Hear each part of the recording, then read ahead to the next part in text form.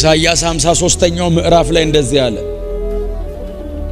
እርሱ ሕመማችንን ተሸከመ፣ ደዌያችንን ተቀበለ፣ የደህንነታችን ተግሣጽ በእርሱ ላይ ሆነ ይልና እግዚአብሔር አርጎበት እኛ ግን ስናየው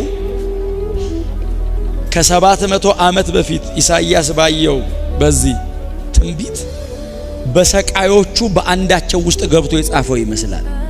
ስናየው ይላል ኢየሱስ የተሰቀለ ቀን የነበረ ይመስላል ኢሳይያስ ሲጽፍ።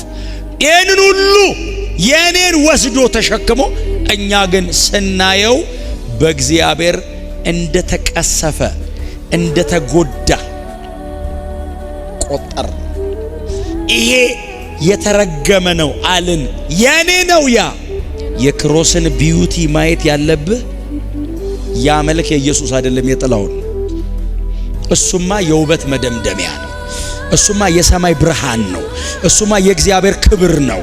የክብሩ ነጸብራቅ ነው። ይሄ መልክ የኔ ነው፣ ሪፕሌስመንት ነው፣ ተክቶኝ ገብቶ ነው። አያችሁ፣ ምንም ነገር ቢሆን ችግር የለውም። የተሰቀለው ክርስቶስ ግን የዘላለም ሕይወት ነው። ስለምንም ነገር እድል አለ ቸርች ውስጥ። ይሄ ግን የመጨረሻ አሜን ነው።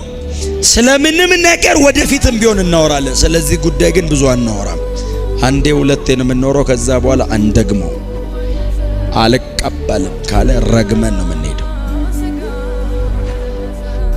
እየሰቀሉት እየወጉት ደሙ እየወጣ ኢየሱስ እንደዚህ ያለ የሚያደርጉትን ምን ማለት መሰላችሁ? ሰቅላችሁኝ ወደ ቤታችሁ አትሂዱ አለ።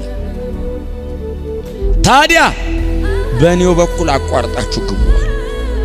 ታረቁ፣ ግቡ፣ በዚህ እባካችሁ ወደ ቤታችሁ እንዳትሄዱ አለ። የዘላለም ሕይወት መግቢያው በር ኢንትራንስ ክሮስ ላይ ያለው ኢየሱስ፣ የተሰቀለው ኢየሱስ ዘላለማችንን መቀየር ችሏል።